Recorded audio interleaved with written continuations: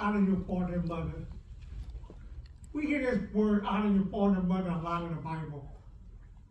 Turn with me to Ephesians, the 6th chapter, verses 1 through 3. It's Ephesians, the 6th chapter, verses 1 through 3. And it says, children, be obedient to your parents in union with the Lord, for this is righteous. Honor your father and your mother.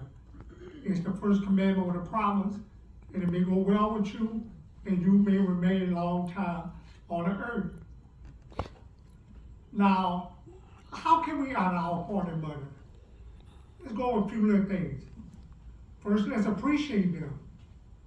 You honor your father and mother when you're thankful for what all they have done for you. You can show appreciation by valuing their guidance.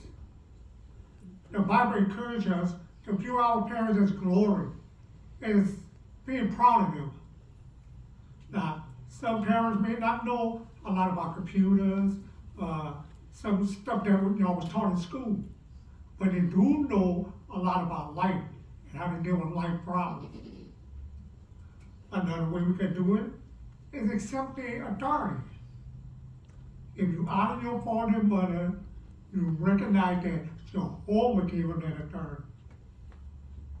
Colossians, the 3rd chapter, verse 20, it tells young ones, be obedient to your parents in everything, for this is well pleasing to the Lord. Now, Paul, he pointed out another merit of obedience when he wrote, honor your father and your mother, which first command with a promise. Now, what is that promise? So that you may endure a long time on this earth. So if you obey your parents, you enjoy a long time on earth in a paradise.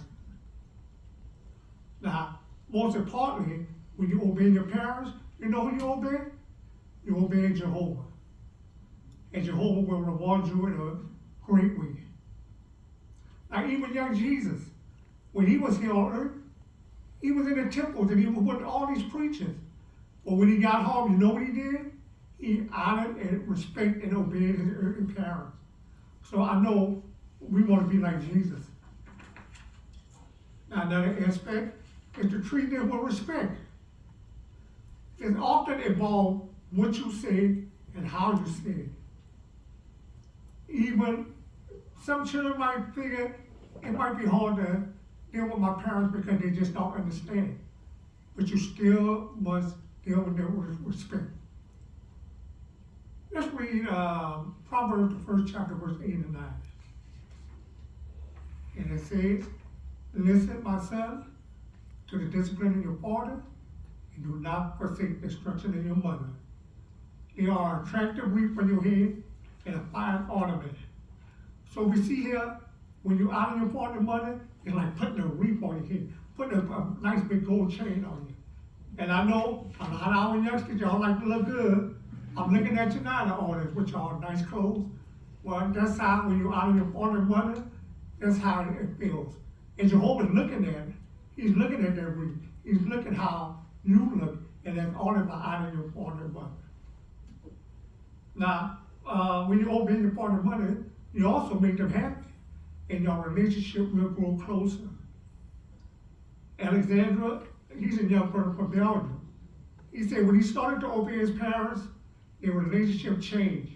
It became warmer and happier. Pablo, who lived in Brazil, he said learning to obey his parents helped him to obey Jehovah and other authorities.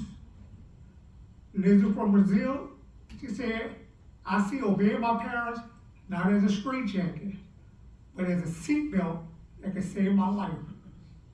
And Monica, who lived right here in America, she said that things have always worked out better when she owed her parents than disobeying them. Now I look around the congregation, I see all our young ones. I see the Bowers, the Bowers that grew up, the Huffs, BJ, the Lilani, the Menards.